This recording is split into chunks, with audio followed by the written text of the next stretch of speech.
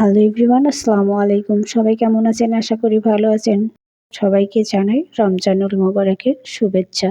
রমজান উপলক্ষে আপনাদের মাঝে নিয়ে এসেছি স্পেশাল হোটেল স্টাইলে ছোলা বুট রান্নার রেসিপি। এখানে 7 থেকে 8 ঘন্টা ভিজিয়ে রেখেছি। রেখে এখানে সিদ্ধ করে নিব। আর ছোলাটা বেশি পরিমাণ পানি দিয়ে সিদ্ধ করে নেবেন, এতে ছোলাটা কালো হবে না। এখানে সামান্য পরিমাণ লবণ অ্যাড করে সিদ্ধ করে নিব। আর আমি আজকে এটা সিদ্ধ করব প্রেসার কুকারে, এতে সময়টা অনেক কম লাগবে এবং দ্রুত সিদ্ধ হয়ে যাবে। আপনারা এভাবে চুলাতেও সিদ্ধ করে নিতে পারেন। আমি সিদ্ধ করে নিয়েছি, এটা আমি কিছুটা সংরক্ষণ করে রাখবো। এই জন্য আমি এখানে কোনো পেঁয়াজ মরিচ অ্যাড করিনি, শুধু লবণ দিয়ে সিদ্ধ করে নিয়েছি। এভাবে করে আপনারা সময়টা বাঁচিয়ে নিতে চাইলে কয়েকটা কন্টেনারে করে এভাবে করে অনেক দিন সংরক্ষণ করে রাখতে পারেন। বের করে জাস্ট মশলা দিয়ে ভুনা করে নিলেই হয়ে যাবে। একটা পাত্রে পরিমাণ মতো তেল দিয়ে এখানে কিছু পেঁয়াজ কুচি ভেজে নিব। নতুন বন্ধু যারা আমার ভিডিওটি দেখছেন, আমার চ্যানেলটি সাবস্ক্রাইব করে পাশে থাকবেন এবং একটা শেয়ার করবেন আপনার পরিবার এবং বন্ধুদের মাঝে। অনেক উপকৃত হবে। পেঁয়াজটা একটু ভেজে নিয়ে নরম হয়ে আসলে এখানে 4টা তেজপাতা, 4টা শুকনো মরিচ একটু ভেজে নিয়ে অ্যাড করে দিব।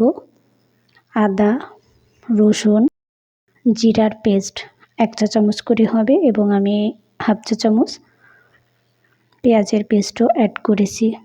4টা এলাচ এবং কয়েক টুকরো দারচিনি দিয়ে সামান্য একটু পানি দিয়ে মশলাটা কষিয়ে নেব।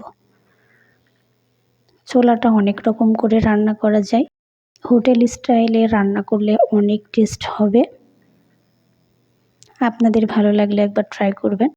পরিমাণ মতো লবণ, মরিচের গুঁড়ো, হলুদের গুঁড়ো, ধনিয়া গুঁড়ো। এখানে আপনাদের ছোলা অনুযায়ী মশলাটা অ্যাড করতে হবে। সামান্য পরিমাণ পানি অ্যাড করে আবারও কষিয়ে নিব।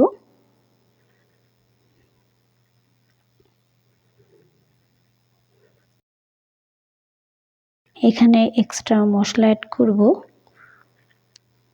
চাট মশলা 1/2 চা চামচ পরিমাণ, এতে সুন্দর একটা ফ্লেভার আসবে। ছোলাটা অবশ্যই 7-8 ঘন্টা ভিজিয়ে রাখতে হবে, এতে সিদ্ধ করতে সময় অনেক কম লাগবে। এখানে অ্যাড করে দিচ্ছি বড় সাইজের একটা টমেটো কুচি। গ্রেভিটা খুব ভালো আসবে, টেস্টটাও বেড়ে যাবে। টমেটো দিয়ে একটু কষিয়ে নেওয়ার পরে এখানে অ্যাড করব 4টা কাঁচামরিচ এবং 2টা মাঝারি সাইজের আলু সিদ্ধ করে নিয়ে একটু ম্যাশ করে এর মধ্যে দিয়ে দেব। আলুটা দেওয়ার কারণে গ্রেভিটা খুবই সুন্দর আসবে।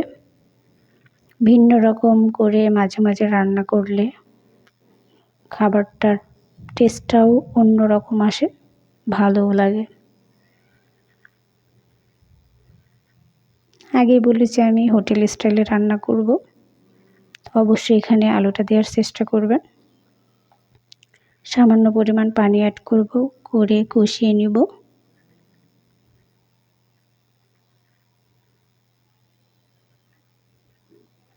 কষিয়ে নেওয়া হয়ে গেলে সিদ্ধ করে রাখা ছোলাটা এর মধ্যে অ্যাড করে দেব। খুব ভালো করে মশলাটার সঙ্গে নেড়েচেড়ে নিব।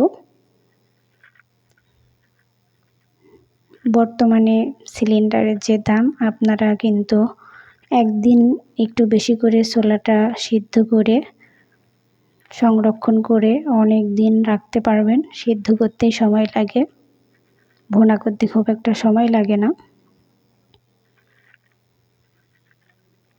প্রতিদিন যতটুকু লাগবে ততটুকু করে কন্টেনার করে আলাদা আলাদা করে রাখলে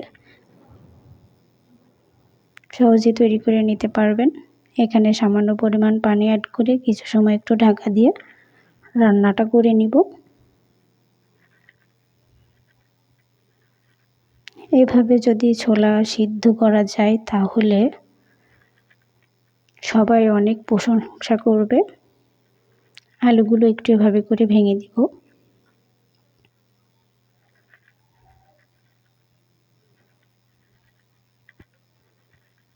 ফ্লেভারটা দারুণ বের হবে এভাবে রান্না করার সময়। মাঝে মাঝে একটু নেড়েচেড়ে দিতে হবে। এ পর্যায়ে আপনারা একটা ভাজা মশলা অ্যাড করতে পারেন। দেখুন কতটা সিদ্ধ হয়ে গেছে।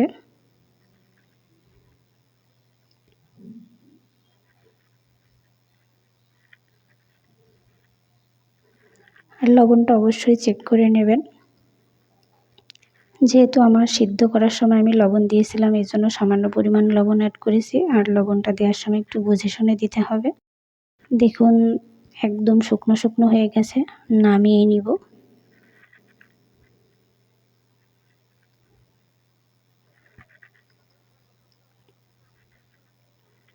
নামিয়ে পরিবেশন করে নিচ্ছি।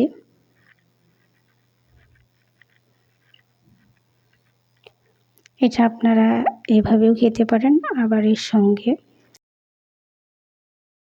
হোটেলের মতো টেস্ট নিয়ে আসতে গেলে এখানে একটা জিনিস অ্যাড করতে হবে, পেঁয়াজ বেরেস্তা।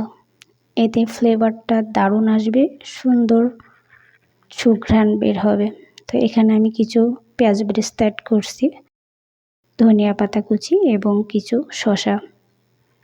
এভাবে করে একবার ছোলা সিদ্ধ করে অ্যাড করে খেয়ে দেখবেন, দারুণ লাগবে, সবার কাছে অনেক ভালো লাগবে। আজকের আমার ছোলা সিদ্ধ আপনাদের কাছে কেমন লাগলো অবশ্যই জানাবেন।